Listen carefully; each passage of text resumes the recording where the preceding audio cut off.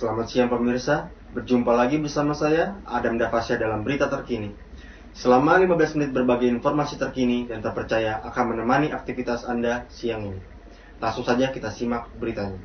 Dampak akibat penyebaran virus corona atau COVID-19. Banyak pengusaha yang mengalami terjadi penurunan omset sebanyak 30%. Seperti halnya salah seorang owner coffee shop di daerah Jakarta Timur yang malah membuka sebuah coffee shop di tengah pandemi ini. Berikut cuplikannya. Industri F&B merupakan industri yang paling terdampak akibat penyebaran virus corona atau COVID-19 yang makin meluas di tanah air. Akibatnya, terjadi penurunan omset hingga 30%, sebagaimana diungkap dalam data Himpunan Pengusaha Muda Indonesia. Dan sudah lumayan banyak usaha di bidang F&B ini yang sudah tidak beroperasi lagi atau sudah tutup. Seperti halnya salah seorang owner coffee shop di daerah Jakarta Timur yang malah membuka coffee shop di tengah pandemi ini. Di tengah pandemi ini kan banyak yang usaha-usaha F&B yang tutup, Mas. Tapi Mas kenapa memberanikan diri untuk membuka usaha ini, Mas? Sebenarnya sih saya dari dulu itu emang udah niat untuk membuka coffee shop atau bisnis seperti ini sih ya, karena ya pandemi juga nggak menghambat orang untuk membuka bisnis sih ya. Udah gitu juga saya itu kayak emang udah niat dan tekad nih saya untuk membuka bisnis gitu.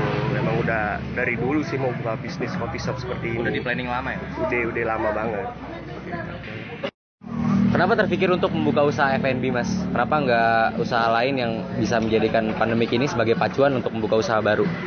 Ya karena sih saya mempunyai basic dan pengalaman, ya kan. Yang kedua itu unik dalam arti unik beraneka ragam, kayak unik makanannya kan, unik minumannya gitu. Yang ketiga itu F&B itu dibutuhkan di kalangan manusia, di seluruh manusia gitu. F&B kan dibutuhkan semua tuh. Ya udah seperti itu sih, Mas. Oh, karena itu alasannya. Iya. Meski demikian, hal tersebut tak lantas menyurutkan semangat para pelaku usaha makanan dan minuman. Mereka tetap beroperasi melayani kebutuhan masyarakat, tentunya dengan mengikuti prosedur protokol keamanan dan kesehatan yang berlaku.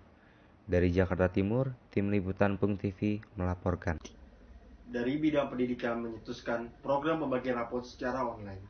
Hal ini dirancang para pendidik untuk meminimalisir tingkat penyebaran COVID-19 khususnya di lingkungan sekolah. Inovasi terbaru untuk pembagian rapot sekolah secara online dibuat oleh salah satu guru dari Yayasan Daya Utama Bekasi.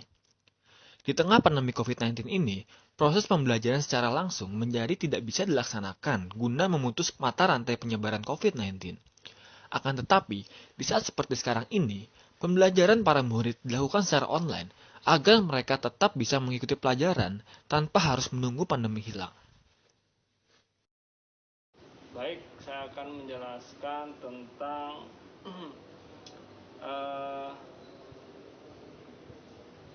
saran dan prasarana yang digunakan untuk program pembagian rapot dapat menjangkau seluruh peserta didik.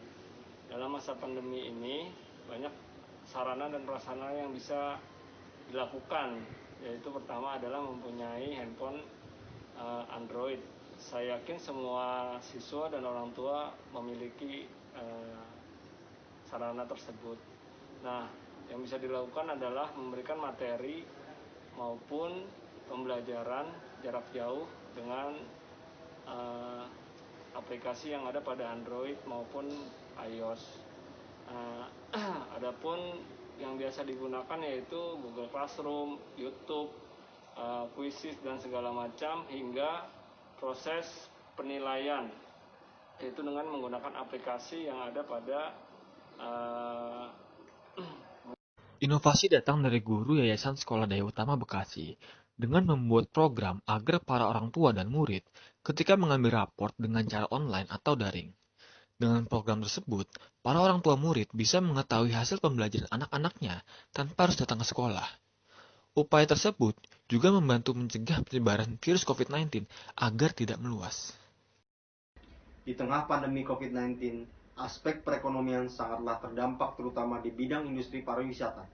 Mengalami kesulitan dalam pembiayaan operasional dikarenakan penurunan jumlah minat pemakai jasa pariwisata. Berikut cuplikannya. Pandemi COVID-19 serta pembatasan sosial berskala besar yang diberlakukan di sejumlah wilayah mulai berdampak bagi sektor transportasi tingkat okupansi. Perusahaan otobus pariwisata bahkan mengalami penurunan hingga 70%. Pandemi COVID-19 serta kebijakan pembatasan sosial berskala besar atau PSBB memberikan dampak tersendiri bagi kalangan pengusaha di sektor transportasi. Salah satunya perusahaan otobus pariwisata di Bekasi, Jawa Barat. Bahkan mengalami penurunan okupansi penyewaan hingga 70% sejak adanya kebijakan dari pemerintah untuk beraktivitas di rumah. Yang berdampak, angkutan bus pariwisata mengalami penurunan sejak awal Maret. Di masa pandemi corona ini, kami dari perusahaan PO Arsinatran untuk pendapatan yang jelas berkurang drastis, ya. Kemudian masalah pengeluaran untuk perawatan, kita selalu membuat jadwal kontrol unit dalam waktu biasanya 2 hari sekali. Ini kita kontrol paling tidak 15 hari sekali. Kemudian untuk supaya pekerja tetap aktif, kita buat sistem rolling, di mana dalam per minggu kita standby-kan 3 orang di dalam pool. Pengusaha pun berusaha memberlakukan sistem shifting untuk pekerjanya, agar membantu kehidupannya dan untuk mencegah terjadinya pemutusan hubungan kerja atau PHK. Dari Bekasi, Tim Liputan Pung TV mengabarkan.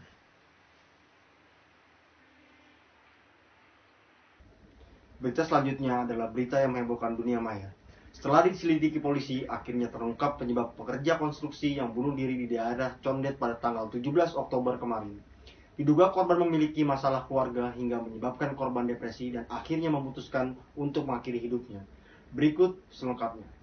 Pada hari Sabtu, 17 Oktober 2020, pria berinisial FR ditemukan tewas di tempat konstruksi bangunan di daerah Condet, Jakarta Timur.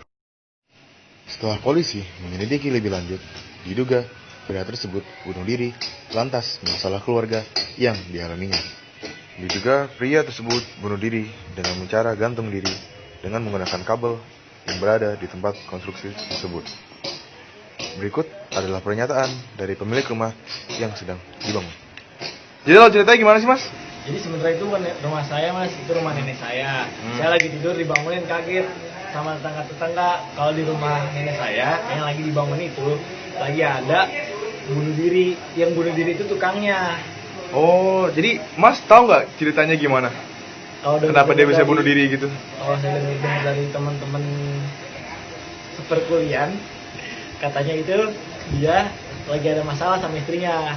Istrinya lagi adalah urusan rumah tangga. Terus itu anak-anaknya juga pada ninggalin dia. Mungkin dia stres apa gimana, akhirnya langsung mengakhiri hidupnya dengan cara bunuh diri.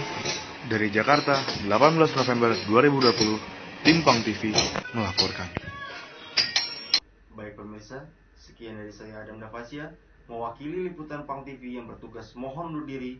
Selamat beraktivitas, sampai jumpa.